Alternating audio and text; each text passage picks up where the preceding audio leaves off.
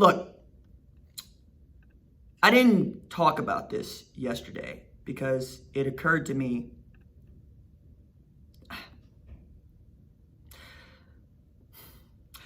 there's Vince Young.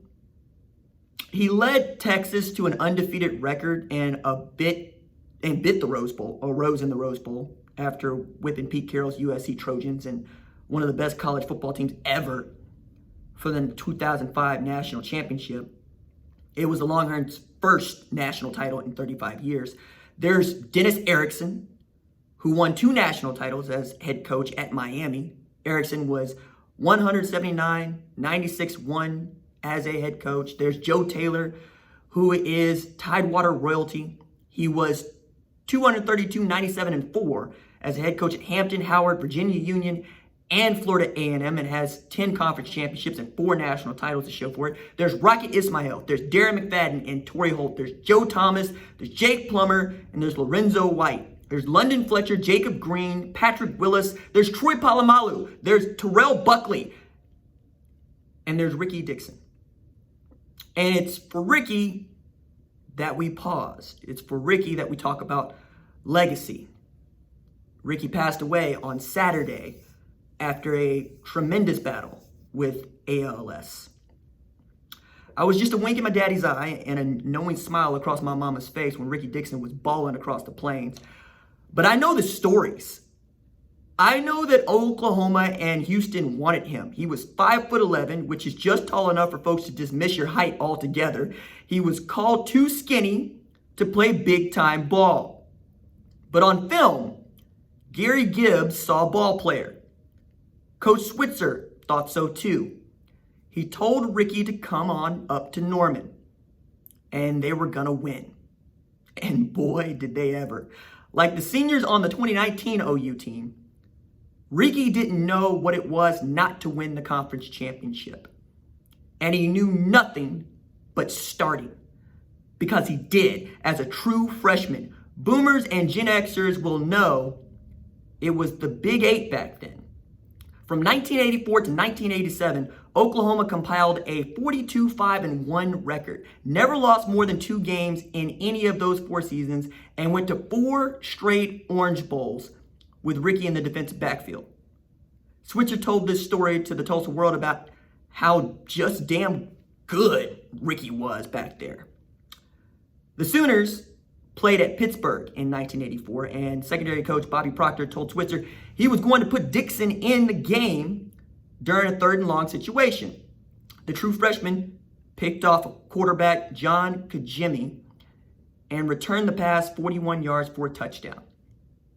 Coach Switzer said Ricky holds the ball back to the quarterback and was high-stepping it down the line. Well, I'm running down the sideline with him. Not as fast as he was, but when he got to the end zone, I got a hold of him and grabbed him. I thought he was going to hug him. No, I wasn't going to hug him. I ate his Wilmer Hutchins ass out.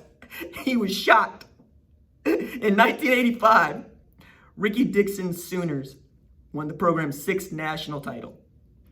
That team took out the 55-gallon drum of whoop ass and poured it all over Tom Osborne's number 2 ranked Nebraska 27-7 in Norman, without ever needing to ask, well, how big a boy are you? Later on, they stomped number 1 ranked Penn State to leave no doubt about who the best team in college football was then. Ricky was named a consensus All-America selection that year. But that wasn't even his best year roaming the secondary of Gary Gibbs' 52 scheme. That year, 1987, same year, my daddy's wink and my mama's smile led to me joining the world. Ricky won the Jim Thorpe Award, for which I am now a sitting committee member. After seasons with 2, 3, and 3 interceptions recorded respectively, Ricky reached the upper level where your mind, body, and soul must be one and picked off 8 friggin' passes, including one he turned into a house call, giving him 17 in his career. That's 1 fewer than the school record held by Oklahoma's gift to Texas football, Darrell K. Royal. Following another year of being named a consensus All-American, he was selected 5th overall in the 1988 NFL Draft. That's 1 spot ahead of Pro Football Hall of Famer Tim Brown and 6 ahead of the playmaker, Michael Irvin, who pushed off, and 13 ahead of Hall of Famer Randall McDaniel, and a full round ahead of Oklahoma State and Buffalo Bills royalty, Thurman Thomas. As a Bengal safety, he made his presence present by knocking the tar off him, baby. His last year in the league was 1993. When it was done, and all we had left were the memories many of you hold and the stories you tell the kids like me. 20 years later, Ricky was diagnosed with ALS. At 52, doctors told him he'd have just 5 years left with us. This despicable disease forced him into an automated wheelchair and his wife Lorraine into dueling roles as both partner and caretaker. When it's nice out, Ricky and Lorraine used to slip outside their home in DeSoto and listen to the birds chirp. Lorraine been married to Ricky for more than a quarter century. She's a widow now. While carrying more than most, she was a lawyer at the Dallas office of the Environmental Protection Agency. And she, like the strong black women who raised me, held it all together and would not allow her men to lose faith. 6 years after his diagnosis, his mustard seed faith had led him to the Hall of Fame. We haven't forgotten the player he was, the man he was. Makes sense that Coach Switzer was the man who told Ricky he was being inducted into the Hall of Fame.